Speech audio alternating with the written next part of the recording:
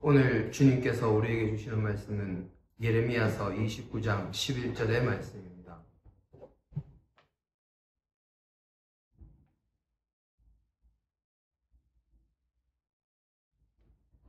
여호와의 말씀이니라. 너희를 향한 나의 생각을 내가 아나니 평안이요 재앙이 아니니라. 너희에게 미래와 희망을 주는 것이니라. 아멘. 이 말씀을 붙들고 죽음에 이르는 병이라는 제목으로 함께 은혜를 나누고자 합니다. 할렐루야. 오늘 이 시간 주님 앞에 함께 모여 예배하고 싶었지만 상황이 여의치 못하여 이렇게 영상으로 말씀을 나눕니다. 하나님의 은혜를 사모하여 이 영상을 시청하는 우리 하성의 모든 믿음의 식구들과 믿음의 지체들에게 하나님의 크신 은혜와 사랑이 영원토록 함께 하시기를 주님의 이름으로 축원합니다. 요즘 코로나19 바이러스 감염으로 인한 질병 때문에 온 세계가 야단법석입니다. WHO에서는 감염병의 세계적인 대유행인 팬데믹을 선언했고 전 세계의 나라들이 나라의 빗장을 잠그어서 외부를 단속하고 또 내부를 단속하며 방역에 힘을 쓰고 있는 실정입니다. 거리에 나가기만 하면 사람들을 어디서나 볼 수 있었던 이전의 모습은 간데없고 이제는 어디서도 사람들을 찾아보기가 어렵습니다. 또 혹 눈에 띄는 사람들도 모두가 얼굴에 마스크를 착용하고 있으며 어디를 가도 손소독제가 눈에 보입니다. 성도님들이 다니는 회사에서도 마스크를 끼고 서로 간의 접촉을 꺼리는 것뿐만 아니라 회의를 해도 일정 거리 이상 띄엄띄엄 뛰어서 앉고 또 식사도 띄엄띄엄 앉는 것뿐만이 아니라 한쪽 방향만 보고서 앉아서 식사를 한다고 합니다. 눈에 보이지도 않는 이 작은 바이러스 때문에 아이부터 어른까지 남녀노소 할 것 없이 나라와 인종을 넘어서 모두가 두려움에 떨며 사회적 거리두기를 실천하며 보이지 않는 줄에 꽁꽁 묶인 채 집안에서만 생활하고 있습니다. 이 어려운 시기에 우리 믿음의 사람들은 사회적인 책임을 다하기 위해 노력해야 하고 또 자신의 영적인 삶에 대해서 돌아보는 시간을 가져야 합니다. 어려운 시기, 그동안 세상의 여러 가지 분주함으로 인해서 주님을 생각하는 시간이 적었던 것, 주님의 음성을 듣기에 게을렀던 것, 주님의 은혜에 감사하기에 나태했던 것을 회개하며 주님 앞에 더욱 감사와 찬양과 기도와 말씀 묵상으로 나아가는 모든 성도님들이 되시기를 바랍니다. 이 어려운 시기를 지나며 묵상하면 좋을 말씀 가운데 하나가 오늘 우리의 본문 말씀입니다. 다시 한번 읽겠습니다. 여호와의 말씀이니라. 너희를 향한 나의 생각을 내가 아나니 평안이요 재앙이 아니니라. 너희에게 미래와 희망을 주는 것이라. 아멘. 이 말씀은 하나님께서 선지자 예레미야를 통해서 바벨론의 포로로 붙잡혀간 남유다의 백성들에게 주시는 말씀입니다. 이스라엘 백성들이 하나님의 말씀을 듣지 아니하고 우상을 섬기며 가난한 자들을 착취하며 힘없는 자를 억울하게 만들며 약한 자를 넘어뜨리며 어려운 이웃을 돌보지 아니하고 공평과 정의가 넘치는 세상이 아니라 악의와 부정과 부패가 탄치는 세상을 만들고 세상의 물질과 권세와 쾌락 같은 온갖 헛된 것들을 따라 살아가는 것을 하나님께서 그냥 두고 보시지 않으시고 징계하시기 위해서 이방 민족인 바벨론을 들어서 이스라엘을 치셨습니다. 그로 인해 이스라엘의 온 나라가 이방의 군대에 짓밟혔고 나라는 망하고 하나님의 성전까지 온통 적군의 군합발에 더럽혀지고 성전의 모든 그릇과 기구와 성전을 장식하던 아름다운 모든 것들까지 다 빼앗기는 그런 비극적인 일이 일어납니다.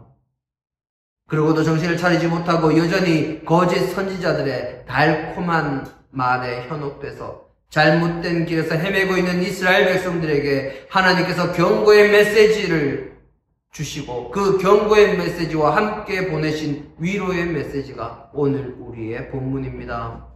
거짓 선지자들이 금방 이스라엘이 포로에서 되돌아올 것이라고, 하나님께서 금방 이스라엘을 회복시키실 것이라고 강하게 선포합니다. 이스라엘 백성들은 그동안 자신들이 저질렀던 모든 죄악과 과오들은 생각도 하지 않은 채 무조건 금방 돌아갈 것이라는 거짓 선지자들의 이야기에 현혹됩니다.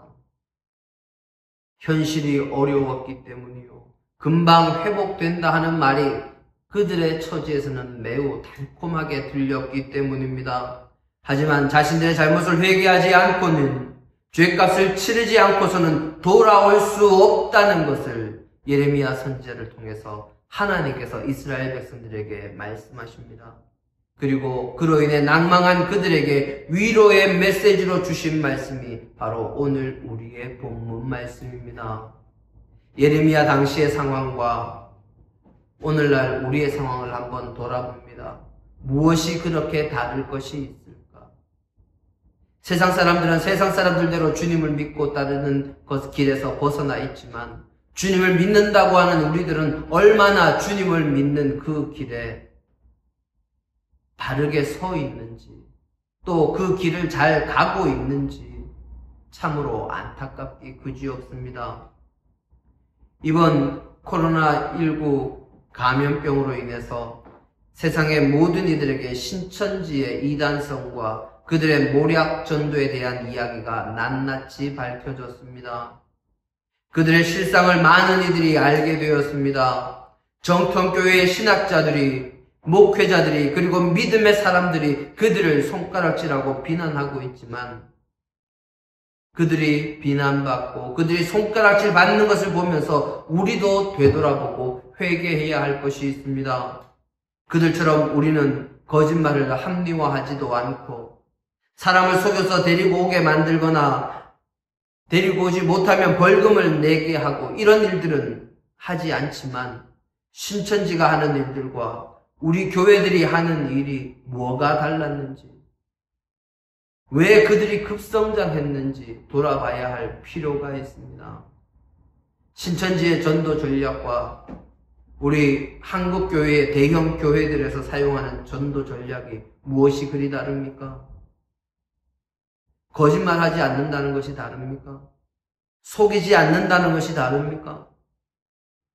다른 교회 성도라 할지라도 자기 교회에 나오게 했던 일들, 교회에 나오기만 하면 다른 모든 문제들은 눈 감아 주던 일들, 그저 복 받는다고만 하던 일들, 그리고 전도를 독려하는 것에서 그치는 것이 아니라 전도를 수치화하고 계량화해서 그저 많은 숫자만 늘리려고 했던 일들, 그리고 다른 교회 교인들이 이동해 오도록 만드는 양 뺏기, 수평 이동의 문제, 이런 것들에 대해서 다 알면서도 쉬쉬하던 것들이, 이 모든 것들이 이 신천지의 모습과 무엇이 그렇게 다릅니까? 그들의 예배 모습이 우리와 다릅니까? 지금은 조금 다릅니다만은 예전에 우리네 예배 모습을 생각해 보면 신천지의 예배 모습과 크게 다를 바도 없습니다. 성경 공부하자고 열심히 있는 교인들을 빼내가는 것은 교회들이 그동안 성경 공부나 진리에 대해서 바르게 가르치기보다는 그저 현상 유지나 몸집 불리기에만 신경 썼고 거기에만 급급했기 때문에 이런 일들이 일어났다는 것을 부정할 수가 없습니다.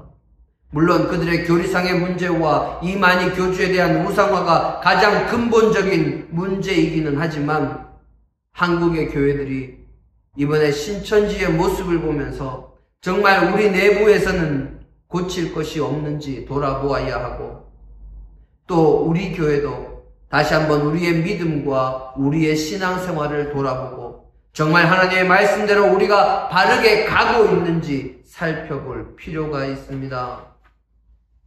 주님은 주님을 믿는 이들에게는 모든 것이 합력하여 선을 이루게 하시겠다고 로마서 8장 28절에 말씀하셨습니다. 이번 코로나19로 인한 감염병 사태도 우리가 영적으로 바로 서기 위한 도구로 그런 기회로 잘 사용하기만 한다면 이미 많은 대가를 치르기는 했지만 우리의 신앙생활과 우리의 믿음을 견고하게 하기 위한 귀한 디딤돌이 될 수 있습니다. 어려움이 올 때 어려움을 보는 것이 아니라 그 어려움 뒤에 있는, 그 고난 너머에 있는 주님의 은혜를 볼 수 있어야 우리에게 기쁨과 감사와 행복이 넘치며 주님을 온전히 의지하는 믿음으로 승리하고 주님의 영광을 드러내며 이 땅에서 당당한 믿음의 사람으로 살아갈 수 있는 것입니다. 어떤 어려움이 오더라도 로마서 8장 28절 말씀과 오늘 우리의 본문 말씀을 늘 기억하시기를 바랍니다. 사람은 원래 어려움 때문에, 고난 때문에, 어떤 문제 때문에 무너지는 것이 아닙니다. 고난으로 인해서 죽지 않습니다. 사람은, 우리의 영혼은 두려움으로 인해 무너지고 절망으로 인해서 죽는 것입니다. 믿음이 없으면 두려움에 떨 수밖에 없고, 믿음이 없어 두려우면 결국 어려움이 닥쳐올 때 낭망하고 쓰러지게 되는 것입니다. 그렇게 낭망하고 쓰러지면 절망하게 되고, 그 절망으로 인하여 사람의 영혼은 날로 쇠약해지다가 죽을 수밖에 없습니다. 그래서 19세기 덴마크의 철학자 키에르케고르는 두려움과 절망이 죽음에 이르는 병이라고 그렇게 고백했습니다. 다른 것이 사람의 영혼을 병들게 하고 죽게 만드는 것이 아니라 바로 두려움과 절망이 사람과 그 영혼을 죽이는 것이라고 했습니다. 우리 믿음의 사람들은 어려운 시기, 고난과 환난의 시기를 당할수록 이 말을 기억해야 합니다. 고난이, 문제가, 환난이 사람을 죽이는 것이 아니라 하나님을 온전히 의지하지 못하고 믿지 못하는 불신이 두려움을 만들고, 그 두려움이 환난을 만나 절망을 낳고 죽음에 이르게 하는 것입니다. 코로나19로 인한 감염병은 이런 절망으로 죽음에 이르게 하는 병에 비하면 아무것도 아닙니다. 물론 코로나19 감염병으로 노약자나 여러 가지 지병이 있는 사람들은 큰 어려움을 당하고 심하면 죽음에 이를 수도 있습니다. 하지만 코로나19로 인한 감염병은 우리나라에서는 감염이 되어도 그 치사율이 1% 남짓입니다. 하지만 이 두려움이라는 바이러스는, 절망이라는 바이러스는 믿음의 부재로 인해 감염되는 것이기에 한 번 걸리기만 하면 치사율이 100%입니다.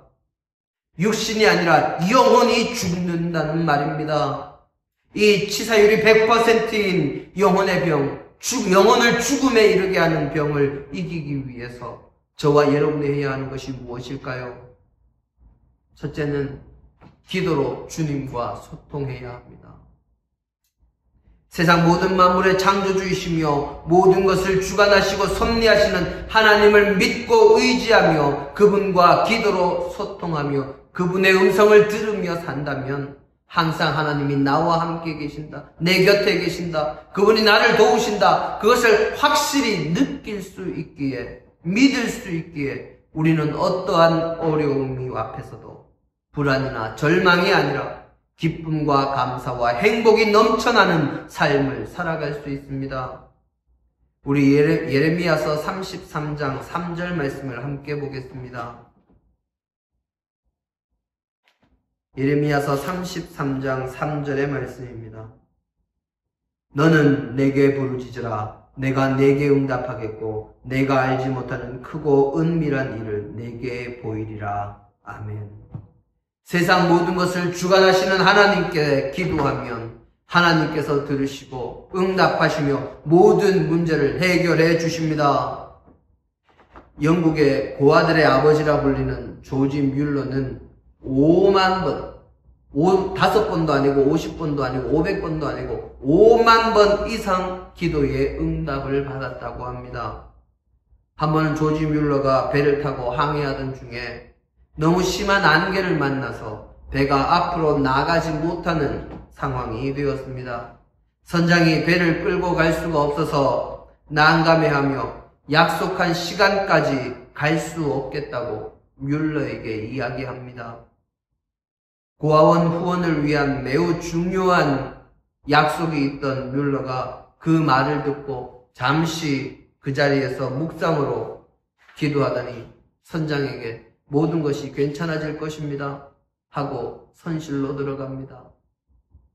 그러자 잠시 후에 곧 안개가 걷혀서 항해는 성공적으로 끝날 수 있었습니다. 선장이 뮬러에게 기도 응답의 비결이 무엇이냐고 물었습니다. 조지 뮬러는 자신의 기도가 응답받는 비결은 오직 하나님만 믿고 그분만 의지하며 흔들리지 않는 것이었다고 고백합니다. 우리도 믿고 기도하면 하나님과 소통할 수 있고 기도의 응답을 받을 수 있을 뿐만 아니라 그 기도와 응답으로 더욱 확신과 기쁨과 감사가 넘치는 신앙생활을 하며 모든 어려움을 이길 수 있게 됩니다. 어려움을 이기기 위한 두 번째 방법, 그것은 바로 말씀으로 무장해야 합니다. 신천지에 많은 이들이 넘어가는 것은 말씀으로 온전히 무장되지 못했기 때문입니다. 또 어려움이 올 때 넘어지는 것은 말씀으로 무장하지 못했기 때문입니다. 어려움이 와도 말씀으로 무장하면 그 어떤 어려움과도 싸워 이길 수 있습니다.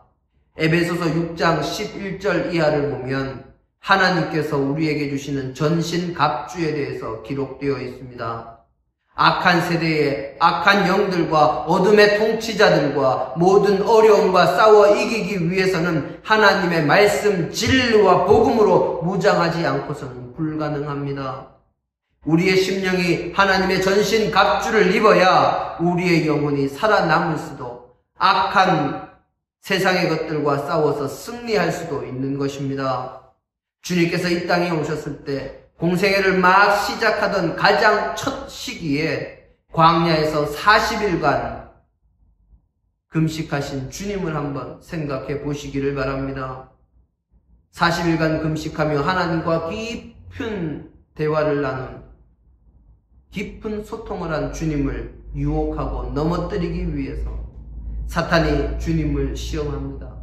그때 주님께서 가지셨던 무기는 다른 그 어떤 것이 아니라 바로 하나님의 말씀이요 그 말씀의 권능에 의지한 믿음이었습니다. 우리도 어려움이 올 때 다른 것이 아니라 진리이신 하나님의 말씀과 하나님을 온전히 의지하는 믿음으로 무장할 때 승리할 수 있는 것입니다. 어려움을 이기는 방법 마지막 세 번째는 말씀 위에 굳게 서서 말씀을 믿음으로 희망의 끈을 놓지 말아야 합니다. 하나님의 말씀을 믿음으로 어떠한 상황 속에서도 희망의 끈을 놓지 않아야 모든 어려움을 이기고 승리할 수 있습니다. 두려움과 절망이 우리의 영혼을 죽음에 이르게 하는 병이요, 이 모든 병을 이기는 힘은 말씀에 근거한 믿음이요 믿음으로 인한 담대함이요 그 담대함의 끝인 희망이 되는 것입니다. 모든 것의 주인이시요 섭리자이신 하나님을 온전히 믿으면 불안하지도 두렵지도 않습니다. 십자가에 달려 죽으셨다가 다시 살아나신 주님께서 우리에게 말씀하십니다. 내가 세상을 이겼다고. 승천하시는 주님께서 제자들에게 마지막 당부를 하시며 말씀하십니다. 내가 세상 끝날까지 너희와 함께 하겠다고. 이 말씀을 믿으면, 말씀을 믿는 믿음이 있으면 어떤 어려움 가운데도 나를 도우시는 하나님을 의지함으로 담대할 수 있고, 어떤 환난 가운데서도 하나님을 의지하면 희망이 샘솟게 되어 있습니다. 주님의 약속의 말씀을 믿으면 어떤 상황에서도 그분의 도우심을 바라고 희망을 가지게 되고 그 희망으로 승리하게 됩니다. 그 희망을 위한 말씀으로 주님께서 우리에게 주시는 말씀이 바로 오늘 우리의 본문 말씀입니다. 희망을 가지면, 믿음을 가지면, 말씀을 의지하면 그 어떤 어려움도 이겨낼 수 있습니다.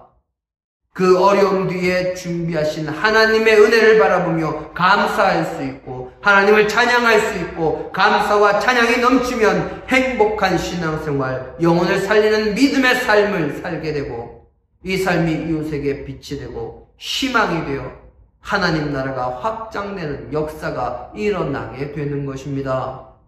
어려울수록 말씀을 읽고 묵상하며 기도하며 나아가므로 늘 담대하게 승리하는 믿음의 백성들이 다 되시기를 주님의 이름으로 축원합니다. 함께 기도하십니다. 아버지 하나님, 어려운 시기를 지나고 있습니다.